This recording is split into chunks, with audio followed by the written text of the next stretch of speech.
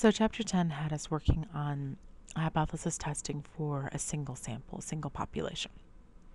And that's a big deal because it sets up how hypothesis testing works in general. But now we need to move on and spread our wings a little bit. In chapter 11, we're going to be working with two populations, and therefore two samples. Now, to start with, what really matters to us is whether or not the samples are independent of each other. Independent samples are sort of like independence back in chapter 5 when it was dealing with events, in that we want the individuals from one sample to have no real bearing on the individuals from the second sample and so on. And dependent samples will have an effect on each other. Matched pairs are a particularly important type of dependent sample. In fact, the most important. In that, how do I put this? You're sort of matched with yourself sometimes. So like they'll give you a pre-test and then a post-test. That's a matched pair. Or twin studies, those are matched pairs because you'll have twin number 1 in one group and twin number 2 in the other group for all sorts of twins, that kind of thing. All right, so we're going to determine whether the sampling method described is independent or dependent, then determine whether the response variable is qualitative or quantitative. Okay, so let's start with, to test the effect of Lipitor, cholesterol levels are measured in 250 subjects before and after Lipitor treatments. Well, this is a totally dependent sample. Right? In fact, it's a matched pairs sample. It's matched pairs because you're matched with yourself, right? So they test you, then they give you the drug, and then they test you again.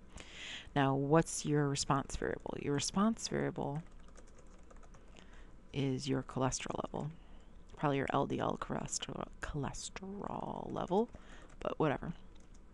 And that is a quantitative variable, right? They give you a number when they give that to you at the doctor's office. All right, so now what about the accuracy of verbal responses is tested in an experiment in which individuals report their heights and then are measured. The data consists of reported height and measured height for each individual. Did you catch that? So they come to you and they say, okay, what height are you? You tell them, and then they go measure it and see how accurate you were, right? So it's a dependent sample because and as a matter of fact, this is another matched pairs one. Not all dependent samples are matched pairs, but a lot of them are. So this is very much a dependent sample. Your response variable for both of them is height, right? Height both measured and reported. Okay? And that's quantitative. Right, when you give somebody a number and tell them how tall you think they are, or how tall you think I am, it's quantitative. All right, so now what about the last one? A data set includes systolic blood pressure measurements for each of 40 randomly selected men and 40 randomly selected women.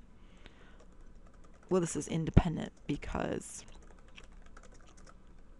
the men and women have no bearing on each other. Bearing. I can spell that. As all were randomly selected. All right, and you're measuring blood pressure again, so the response variable, yet again, is quantitative.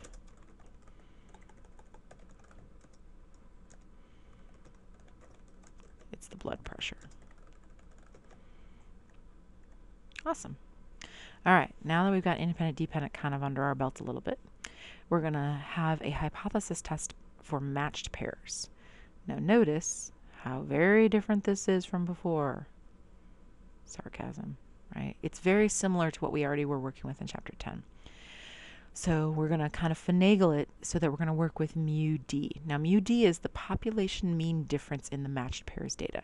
How different were you from yourself? Like your average from your pre-test and your average from your post-test. You take the difference between the two, i.e. the mean difference, mu D, and if there's no difference, then that mu D should be 0. And if there is a significant difference, then the mu D is not 0. All right, and then you have a test statistic and some tailed tests, which should look very familiar to you from chapter 10, and so on. Okay, so we have some data set down here, and let's read it over, and then we'll see you here next time to start with that for the next video.